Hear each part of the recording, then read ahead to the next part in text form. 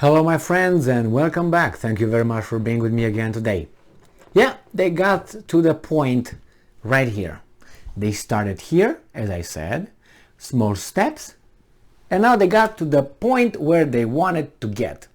Basically saying, we will hit Crimea whenever we want, wherever we want, there's no restrictions. Whereas before this and about three weeks ago, you wouldn't hear anything about this. Anything about hitting Crimea. It took them about 2 weeks to build it from maybe, hitting Crimea, yeah, it's okay, maybe that bridge, yeah, it's fair game, it's okay. Now, that bridge must be destroyed, and should be and will be destroyed. Crimea must be attacked and liberated, and they got right here. But they started slowly, because that's how you do it.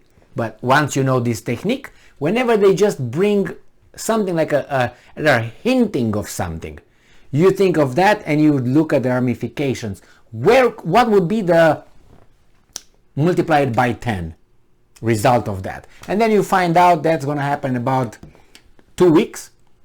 Another one, like remember when it was Putin and Hitler. It took them 4 days to get from zero, from the 24th of February.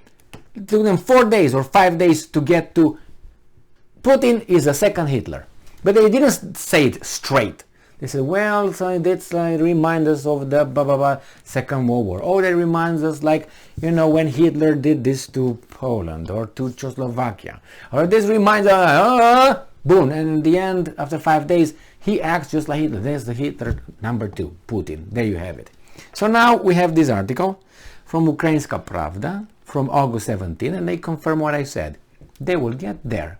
Nothing is out of touch. He said Ukraine has no restrictions on strike against occupiers in Crimea. You got that? You got that? All right. I haven't heard this, but maybe a few, I don't want to say a month. They were talking about the Kerch bridge first, the Crimean bridge first. Maybe it's some retired, shady generals in the United States. Maybe some analysts. Now it's in the open. We will do it. We should. It must be. It's an illegal. It is an illegal building. Blah blah blah. Tra la la. Okay, my man, do it. It's a war after all. I'm not saying you shouldn't, but it's just do it. But we'll see the consequences, if any. And look, he says something very interesting here. Ukraine has pledged not to use Western weapons on the territory of Russia, but the partners did not impose restrictions on strikes on Russian military facilities in occupied Crimea. And by their definition, Crimea is not part of Russia because they didn't recognize it, therefore they can hit it. Good? All right. Details. The journalist asked Reznikov whether Ukraine has weapons that can hit objects in occupied Crimea. And are there any agreements with the United States on the legitimacy of such strikes in Crimea? And here is please listen to this one. Quote from Reznikov. We have agreements with the United States that we will not use weapons provided to us by the United States and partners on the Russian Federation territory. But today we are talking about liberation of the temporarily occupied territories of Ukraine, where the enemy is located. Accordingly, then we have no such restrictions. It makes sense, but it makes sense with what you say. But if you ask the Russians, Crimea was never yours to begin with. It was given to you from Russia. It belonged to Russia. Remember Stalin, that guy, the Gruzian, not the Russian. He was not a Russian. Remember how Ukraine got to be somehow associated with Ukraine, Crimea. I'm talking about. Hello. So from the Russian point of view, that's always been Russian. From your point of view, that belongs to you because it was given to you. But if it's given to you by someone who can't take it from someone else, then it's not yours to keep. I mean, it was given to you, for instance, the northern part of Romania, the Bukovina area with Chisinau. It was given to you. Does it mean it's yours? There are many, many Romanians who really feel that that is Romanian territory. So what are we going to do?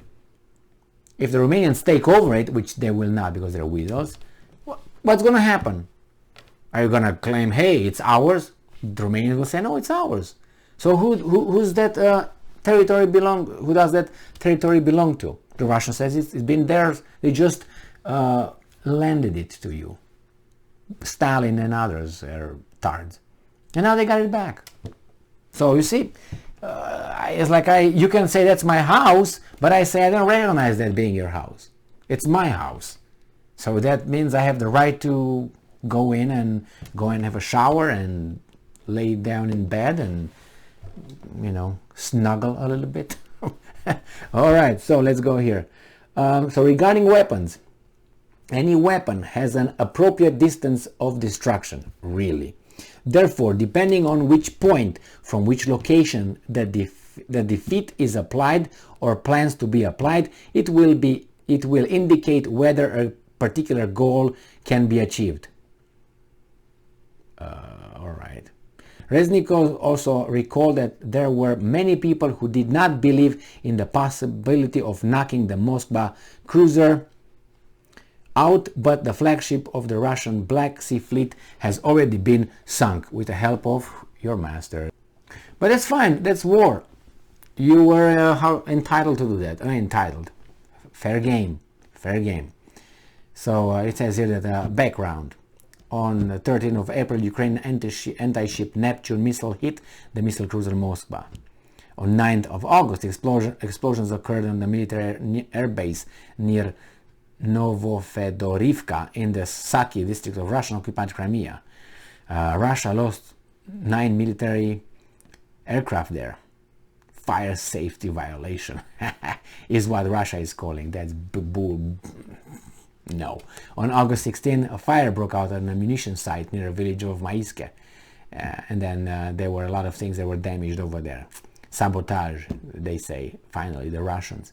And then there was another airfield destroyed, again by an airfield in Saki.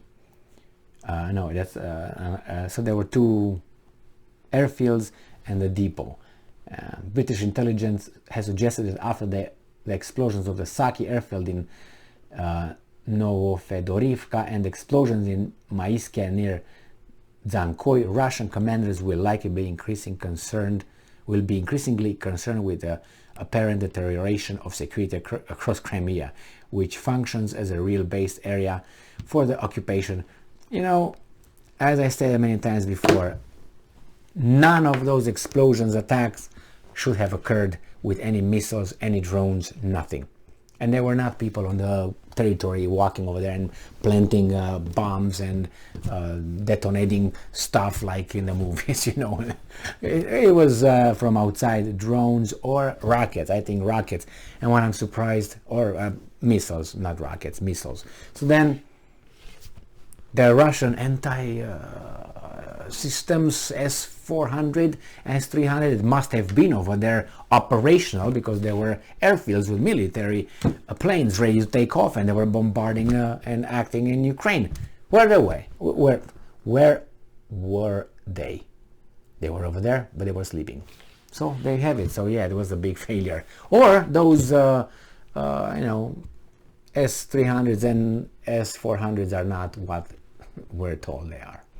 We don't know yet, but I'm just, there's no way. It's an airfield, military airfield, should be covered. Thank you very much for being with me again today. Stay strong, stay smart, look for the truth, and be just.